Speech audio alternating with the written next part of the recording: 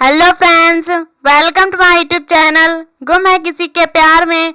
Upcoming episode के update आपके लिए लेकर आई हूँ। सभी नील से कहती है कि व्यक्ति को कॉल कर दिया है, लेकिन पुलिस को आने में कल सुबह तक का टाइम लगेगा और तब तक मैं अपने बच्चों को इस घटिया घर में नहीं रहने दे सकती। ये आदमी शरीफ दिखता है लेकिन बहुत खतरनाक है। सभी रोते हुए नील से कहती है मुझे मेरे बच्चे वापस चाहिए। दूसरी तरफ भाग्यश्री सही से कहती है कि अब तुम सो जाओ, अब तुम्हारी परी मम्मा आएगी तब मैं तुझे उठा दूंगी। सही सो जाती है। भाग्यश्री सभी की रिंग को देखकर परेशान होती है। इसके बाद भाग्यश्री वकील को फोन करती है। वकील उससे पूछते हैं तो भाग्यश्री कहती है कि कुछ भी ठीक नहीं है। वह उनसे कहती है कि हमारी बात हुई थी कि जब हम यूएस चले जाएंगे तो उसके बाद आप बच्चों की कस्टडी के लिए केस फाइल कर देंगे, लेकिन सभी यहाँ सही से मिलने आई थी और उसे वादा करके गई है कि वह किसी को यूएस नहीं जाने देगी। वकील कहते हैं कि आप चिंता मत कीजिए, हमारा केस बहुत मजबूत है। वह उसे विश्वास दिलाते हुए कहते हैं कि सभी सही की सगी मां नहीं है तो उसकी लीगल कस्टडी के हकदार आप हैं। आप चिंता मत कीजिए, ये केस आप पहले ही जीत चुकी हो। यह सुनकर भाग्यश्री को तसल्ली होती है। वकील भाग्यश्री को सलाह देते हैं कि आप कल शाम की फ्लाइट को कैंसिल करके कल सुबह की पहली फ्लाइट से यूएस चले जाओ। भाग्यश्री उनकी बात से सहमत होती है और सीचन से बात करने का फैसला करती है। नील और सभी उसकी बात सुन लेते हैं। सभी भाग्यश्री के कमरे में जाने लगती है, लेकिन नील उसे रोक देता है। सभी नील से कहती है कि मैं बच्चों को खुद से दूर नहीं जाने दूंगी। नील उसको विश्वास दिलाता है कि आपके बच्चों को कुछ नहीं होगा। नील उसे ठंडे दिमाग से काम लेने के लिए कहता है। वह उसे बताता है कि हमारे एक गलत कदम से श्रीचंद बचकर निकल जाएगा। सबसे पहले हमें श्रीचंद का पर्दाफाश करना होगा। नील उसे भक्ति को फोन करने के लिए बोलता है। दूसरी तरफ भक्ति कमिश्नर को श्रीचंद के खिलाफ सबूत दिखाती है। कमिश्नर इसे सीरियस मैटर समझते हुए श्रीचंद के खिलाफ एक्शन लेने का फैसला करता है। इसी बीच नितिन ये सब देख लेता है और हैरान रह जाता है। इधर सभी बार बार भक्ति को फोन करने की कोशिश करती है, लेकिन भक्ति फोन नहीं उठा पाती। नील सभी को ताना मारते हुए कहता है कि पुलिस तो वैसे भी देरी से ही आती है। सभी इस बात से चिढ़ती है। नील उसे सांत्वना देते हुए कहता है कि मैंने वह फोटो मेरी पत्रकार दोस्त को भी भेज दी है। आप चिंता मत कीजिए, आपके बच्चों को कुछ नहीं होगा।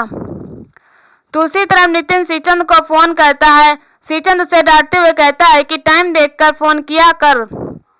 नितिन कहता है कि नींद खराब नहीं करता तो आपकी जिंदगी खराब हो जाती।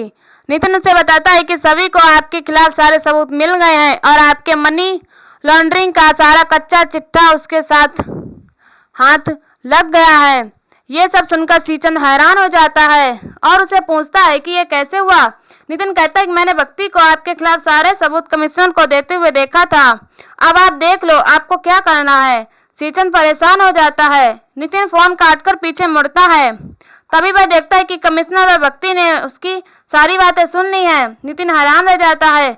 कमिश्नर उसका फोन लेने के लिए कहता है और नितिन से कहता है कि अभी तुम्हें मेरे कई सवालों के जवाब देने हैं।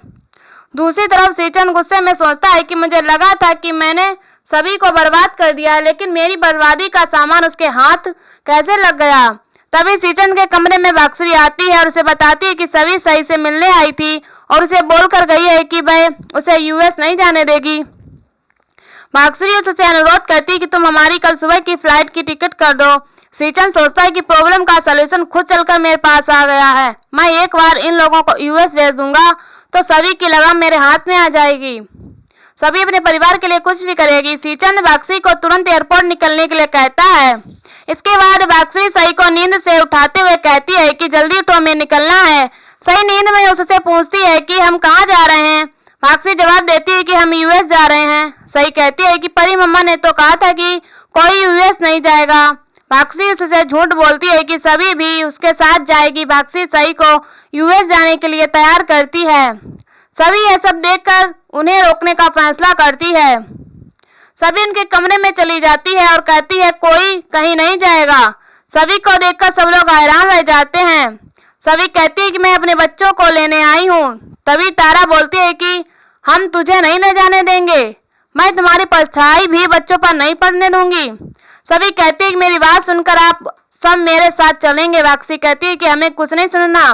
ये वह सभी पर आरोप लगाते हुए कहती है कि तुम मेरे बेटे को खा गई, अब क्या मेरे बेटे के बच्चों पर नजर है। सभी हैरान हो जाती है। सभी कहती बस कीजिए, ये मेरे भी बच्चे हैं, मैं उनकी माँ हूँ। सभी साफ कहती है कि मैं रजत की मौत की जिम्मेदार नहीं हूँ। वह सबको बताती कि रजत मौत का जिम्मेदार वह आदमी है जिस पर आप आंख बंद करके भरोसा करती हो, जिन्हें आप अपने बेटे जैसा मानती हो। यह सुनकर सब लोग सभी की तरफ हैरानी से देखते हैं। सभी सबके सामने खुलासा करते हुए कहती है कि रजत की जान सीचंद ने ली है। यह सुनकर सभी स्तब्ध रह जाते हैं। सभी बताती है कि रिद्धि का किडनैप भी उसी ने कराया था। उसके काले कारनामों के सबूत मैंने खुद अपनी आंखों से देखे हैं। वह कोई बिजनेसमैन नहीं है, वह एक शातिर मुजरिम है। वह पैसों की हेराफेरी करता है। रजत दिवालिया हो गए थे, इसीलिए उनकी मदद करने के बहाने से उसे फंसाया गया। नील की पत्नी को फंसाया गया और रिद्धि को किडनैप करके मुझसे भी ये घटिया काम कराया। तभी सीचंद वहां आता है और सभी से पूछता है कि मैंने तुम्हारा क्या बिगाड़ा है, मेरे खिलाफ ऐसे क्यों बोल रही हो। मैं सभी से कहता है कि मैंने तो हमेशा तुम्हें छोटी बहन माना है, मेरे पास परिवार के नाम पर तुम लोग ही हो। सीचंद पाखंड करता है और खुद को अच्छा दिखाता है। सीचंद सी से कहता है कि तुम ये सब इसीलिए बोल रही हो क्योंकि तुमसे तुम्हारे बच्चे दूर जा रहे हैं। मैं सभी के सामने हाथ जोड़ते हुए कहता है कि ऐसा घटिया आरोप मुझ पर मत लगाओ। वह सही और कियान की कसम खाने लगता है।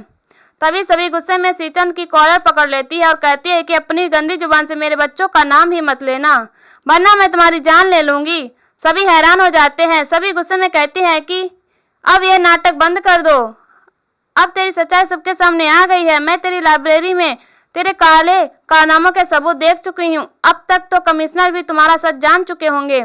सीचंद सभी से पूछता है कि कौन से सबूत, अगर कोई सबूत है तो दिखाओ। अगर ये बात सही हुई तो आप लोग जो सजा दोगे वह मुझे मंजूर होगी। इसके बाद सभी सीचंद के सीक्रेट रूम में आते हैं। सभी देखती है कि वहां पर कोई डॉक्यूमेंट नहीं है और अलमारी में सिर्फ कपड़े हैं। सभी गुस्से में आकर सीचंद से पूछते हैं कि सारे डॉक्यूमेंट कहाँ गए। तभी सीचंद सलीनता से कहता है कि मैंने कुछ भी नहीं किया है, यहाँ पर हमेशा से मेरी स्वर्गवासी पत्नी के कपड़े और सामान था।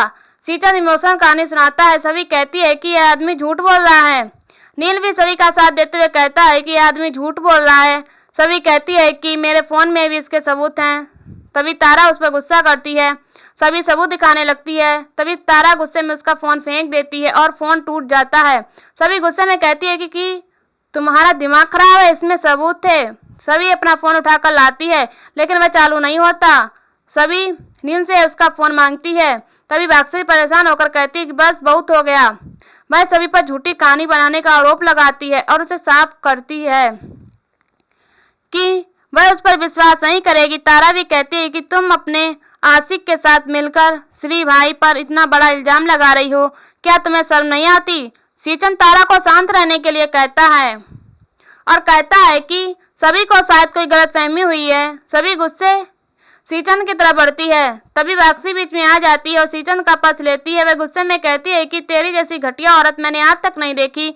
मेरे पोता पोती को तेरी शक्ल भी नहीं देखने दूंगी, इसलिए मैं अपने बच्चों को लेकर इतना दूर चली जाऊंगी कि तू अब उनके सपने में भी नहीं आ पाएगी। सभी गुहार लगाती है कि ऐसा मत करना, आप मुझे थोड़ा समय दे दीजिए, मैं सब साबित कर दूंगी, लेकिन मुझे मेरे बच्चों से अलग मत कीजिए। इसी के साथ एपिसोड खत्म हो जाता है। अगले एपिसोड में देखने को मिलेगा कि नील सभी से कहता है कि इन सब ने फैसला कर लिया है कि ये आपको अपने बच्चों से नहीं मिलने देंगे क्योंकि आपके पास कोई सपोर्ट नहीं है। तभी नील सबके सामने उसकी मांग भर देता है और कहता है कि आज से ये सभी नील प्रधान है। सभी हैरान हो जाती है।